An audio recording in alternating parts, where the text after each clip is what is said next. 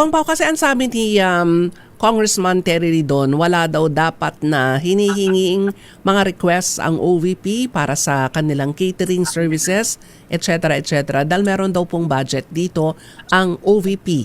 Ito po bang maging ang counterpart na ang Kongreso rin, meron po ba kayong alam na magkanong inilaan naman ng Kongreso dito po sa pag-usad ng impeachment trial? Pagdating ho sa mga ayon, expenses sa pagkain, mga tubig, etc. Usually po kasi may representation naman kami dyan sa hearings, sa committee meetings namin, kahit na during on break.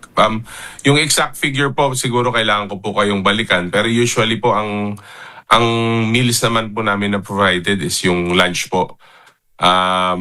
Actually, nakapack lunch po yun. Tapos nililipat na lang namin sa mga chafing na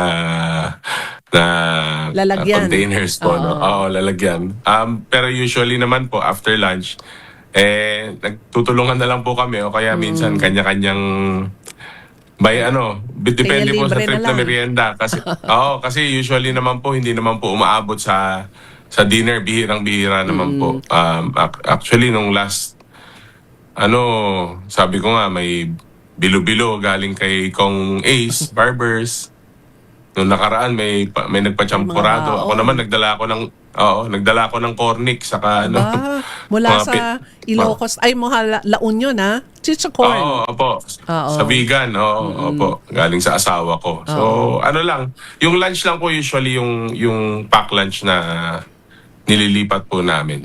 Yun po yung toka ng house. At minsan nakikita ho namin dinideliver dun sa designated room ninyo. Pack lunch talaga. Opo, nakikita nyo naman po, di ba? Kasama yung mga bottled water. Opo. Kumbaga meron ng trolley na inaakyat doon sa second floor ng Senado.